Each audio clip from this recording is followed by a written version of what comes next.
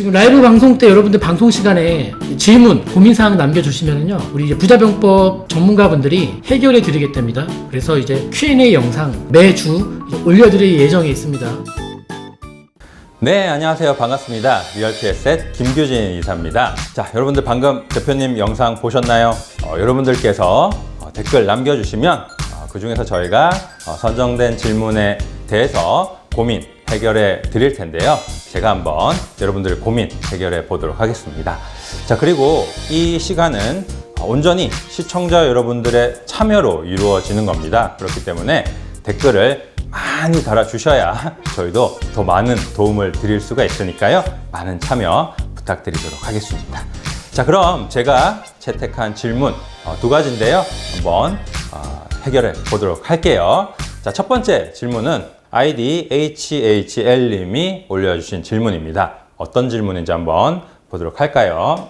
네, 이렇게 질문해 주셨어요. 자, 조정지구에 4가구 있습니다. 이 중에 18년 된 아파트 팔려고 하는데요. 6월까지 팔면 어떤 세금 혜택이 있습니까? 이렇게 질문을 해주셨네요. 네, 좋습니다. 이렇게 꼭 특정 부동산에 관련된 질문이 아니더라도, 즉 뭐 어떤 아파트가 좋나요? 뭐 이 아파트를 사도 될까요? 이런 질문이 아니더라도 이런 질문들 굉장히 중요하겠죠. 특히나 지금 이제 공시가격 예정 금액이 나왔기 때문에 올해 또 보유세 부담 느끼시는 분들, 매도 생각하시는 분들 많으실 텐데요. 특히 다주택자분들 같은 경우에 그런 생각을 하시겠죠. 자, 어떤 혜택이 있는지 한번 정리를 해 보도록 하죠. 자, 다주택자분들 같은 경우에 이제 팔면 어떤 혜택을 받을 수 있나? 결국에는 이제 핵심은 요거라고 생각하면 되겠죠. 다주택자분들의 이 주택을 팔 때 양도세 중과를 유예해 주겠다는 겁니다. 한시적으로 6월까지만 유예를 해 주겠다는 얘기예요. 즉 지금 현재 우리가 조정 대상 지역에 있는 주택을 팔 때 지금 이제 2주택이신 분들은 중과가 10%가 되고요. 세율이. 그다음에 3주택 이상이신 분들은 20%가 중과가 된단 말이에요. 그죠? 그래서 세금 부담이 굉장히 큽니다. 최대 뭐 62%까지 세율이 적용이 되기 때문에 부담이 굉장히 큰데 6월까지 팔면 다주택자를 하더라도 중과를 안 하겠다는 겁니다. 단 10년 이상 보유한 주택인 경우에. 자, 그런 주택들 같은 경우에는 6월까지 팔면 중과를 하지 않고 일반 세율, 즉 6에서 42%의 기간에 따른 이제 누진 세율, 이제 차익에 따른, 그렇죠, 누진 세율을 적용을 하겠다는 얘기입니다. 자, 그래서 사실은 이게 굉장히 큰 혜택이라고 볼 수가 있는 것이고요. 아무래도 이제 중과가 되냐 안 되느냐에 따라서 세금 부담이 크게 덜 수가 있겠죠. 자, 그리고 또 한 가지, 여기서 끝이 아니고 또 한 가지 혜택이 더 있습니다. 무슨 얘기냐면 이 양도세가 중과된다는 의미는 이 연결된 부분이 있습니다. 무슨 얘기냐면 양도세가 중과되면 우리가 장기보유 특별공제를 받을 수가 없습니다. 장기보유 특별공제는 이 양도세가 중과되는 경우에는 적용이 되지 않아요. 즉, 그래서 이거 두 개는 이제 세트라고 보시면 된다는 얘기예요. 자, 그러면 반대로 양도세가 중과가 안 된다는 얘기는 무슨 얘기입니까? 장기보유 특별공제를 받을 수가 있다는 얘기예요. 이 경우에는 받을 수가 없고, 그죠? 그래서 이 장기보유 특별공제를 그럼 얼마나 받을 수 있느냐? 연 2%씩 받을 수가 있죠. 자, 그래서 본인이 보유한 연수를 여기다가 이제 곱하면 되는데요. 그럼 시청자분 같은 경우는 18년을 보유했으니까 36%냐? 그렇진 않고요. 네. 최대 15년까지 해서 30%까지 적용을 해줍니다. 그래서 지금 시청자분 같은 경우에는 이제 18년 동안 보유를 하셨기 때문에 30% 장특공제를 적용받으실 수가 있는 것이고요. 거기에 이제 차익에 따른 세율을 이제 곱해서 세금이 나오게 되는 것이겠죠. 자, 그래서 분명히 6월까지 파시면 훨씬 더 세금 부담을 줄이실 수가 있고요. 지금 시청자분이 이제 4주택이라고 하셨기 때문에 만약에 이제 이 주택들이 공시가격이 어느 정도 된다고 하면 굉장히 보유세 압박을 느끼실 수가 있습니다. 그렇기 때문에 분명히 좀 이 매도를 진지하게 좀 고민을 해보셔야 될 것 같고, 만약에 매도를 하신다면요, 지금 이제 6월까지 팔면 된다고 해서 6월 안으로 이제 잔금을 하셔야 되는 게 아니고 5월 31일까지는 꼭 잔금을 하시는 게 좋을 것 같아요. 자, 왜냐? 우리나라가 지금 이제 보유세를 내는 게 6월 1일이 기준입니다. 6월 1일이 보유세 기준이 되는 날이란 얘기입니다. 무슨 얘기냐면 그해 6월 1일을 기준으로 6월 1일에 부동산을 가지고 있는 사람이 그 부동산에 대해서 그해 재산세랑 종부세를 내야 된다는 얘기입니다. 그렇기 때문에 시청자분이 만약에 5월 15일에 잔금을 하시면 그 주택에 대해서 올해 재산세랑 종부세를 내실 필요가 없는 거고요. 6월 15일에 잔금을 하시면 양도세는 중과가 안 되겠지만 보유세는 내셔야 된다는 거예요. 그래서 만약에 이제 매도를 하실 거라면 5월까지는 꼭 잔금을 하셔라. 이렇게 좀 조언을 드리고 싶네요. 자, 이렇게 한번 정리해 봤으니까요. 꼭 매도 고민하고 계시다면 한번 신중하게 생각해 보시면 좋을 것 같습니다. 네, 그럼 두 번째 고민 한번 만나보도록 할게요. 자, 두 번째 고민은 여기 이제 월급은 거들 뿐 훗이라고 이제 아이디 작성해 주신 분께서 이제 남겨주신 고민인데요. 자, 어떤 고민인지 한번 보도록 할게요. 자, 분당 임해동 진흥아파트에서 동신아파트로 더 큰 평형대로 갈아탈까요? 31평에서 이제 48평형으로 갈아탈지 질문해 주셨고요. 역에서는 조금 멀지만 대지 지분은 조금 더 많고 매매가 외에 또 뭐 세금이나 인테리어 이런 거 비용 더 들여가지고 옮길 가치가 있을까요? 라고 이제 질문을 해주셨네요. 자, 한번 지도를 보면서 설명을 드리도록 할게요. 자, 지금 보시게 되면 임해역 부근에 있는 아파트들이네요. 임해역 부근에 있는 아파트들. 지금 이제 진흥 8단지가 여기 이렇게 있고요. 그 다음에 동신 9단지가 여기 이렇게 붙어 있습니다. 그죠? 그래서 임해역이 여기에 있고요. 이제 임해역이 있고요. 여기가. 임해역 부근에 있는 아파트인데 사실 이제 결론은 제 생각에는 결국에는 이게 시간의 문제일 것 같아요. 시간의 문제다. 이렇게 보이는데 지금 이제 진흥에서 동신으로 더 큰 평형으로 갈아타시려고 하는 거란 말이에요. 근데 제가 이제 왜 갈아타시려고 할까를 한번 생각을 해봤거든요. 생각을 해봤는데 결국 뭐 교통이나 학군 이런 입지적인 부분 때문은 아닐 거라는 생각이 듭니다. 자, 왜냐하면 어차피 이렇게 붙어 있는 단지이기 때문에 그런 입지적인 부분은 서로 공유를 하고 있는 거란 말이에요. 그죠? 뭐 보시게 되면 이제 여기서는 조금 더 멀다고 표현하셨지만 사실 뭐 출구만 봤을 때는 동신아파트도 초역세권 아파트고요. 그죠? 그리고 뭐 여기 임해초등학교나 임해중학교 같은 이런 학군도 다 공유를 하고 있는 것이고 그리고 호재적인 측면에서 봐도 여기에 이제 이 GTX 성남역이 들어오거든요. 그죠? 근데 뭐 사실 성남역 이용하는 것도 비슷합니다. 크게 차이가 없어 보여요. 그래서 이런 입지적인 부분들은 어차피 이 두 아파트가 공유를 하고 있다. 이렇게 볼 수가 있을 것 같고요. 자, 그러면 이제 왜 옮기시려고 할까라는 생각을 해봤을 때 이 부분에서 힌트를 좀 얻을 수가 있죠. 지금 진흥 31평형에서 동신 48평형으로 옮기시려고 하는 걸 보니까 조금 넓은 평수가 필요하신 것 같고요.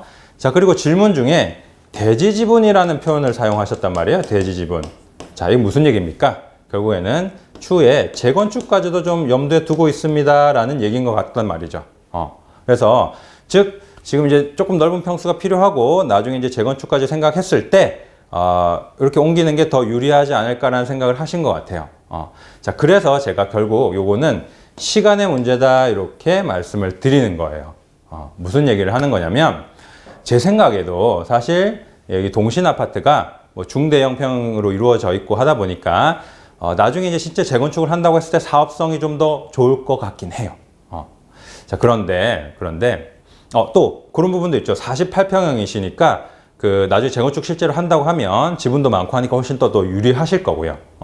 그런데 요거는 사실은 시간이 굉장히 걸리는 부분이란 얘기입니다. 즉 이런 재건축에 들어갔을 때 훨씬 유리하다는 이런 장점이 빛을 발하는 시기가 굉장히 오랜 시간이 흐른 뒤라는 얘기예요.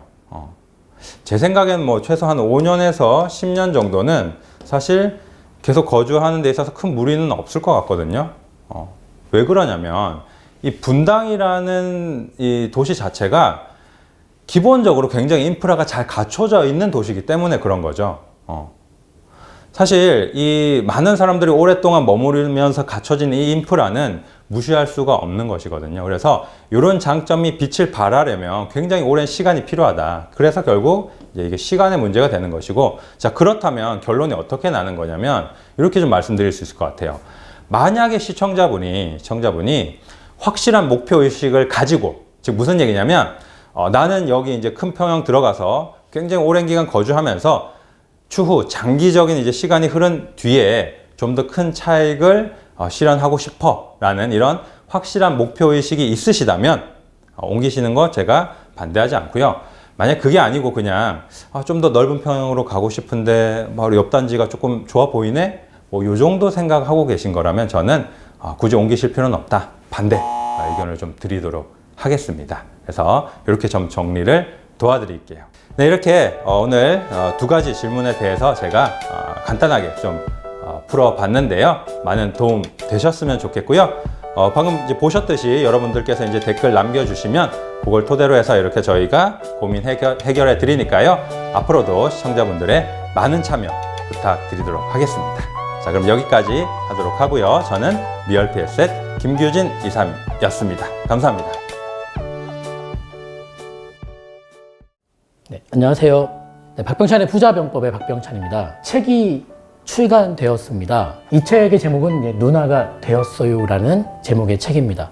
보이는 이 사진의 친구는 제 딸입니다. 이게 어떤 책이냐면요. 우리 교회 목사님께서 아주 아픈 친구가 있는데 그 친구를 도왔으면 한다라고 말씀을 하시면서 또 어린 친구들 중에서 특히 이 희귀 난치병 있는 친구들을 좀 도우면 좋겠다라는 그 취지가 너무 좋아서 시작하게 된 일입니다. 책은 정가는 15,000원입니다. 그리고 이 15,000원 중에서 우리 유통과 이 판매 구조상 나가는 비용이 9,000원이라고 합니다. 그러면 실제적으로 이 15,000원의 책을 팔아서 6,000원의 그런 수익을 낼 수 있는 것인데요. 그렇다면 너무 비용이 많이 들고 아픈 친구들을 많이 도울 수 없기에 총 3,000부를 찍은 이 책에서 1,000부만 인터넷 서점과 일반 서점에 유통을 시키고 2,000부는 제가 유통 마진 없이 직접 판매를 하겠다라고 해서 총 2,000권이 판매를 해야 되는 상황입니다. 책의 출판 비용은 총 1,755만 원이 들어갔고 그것은 제 개인적인 기부 형식으로 쓰겠습니다.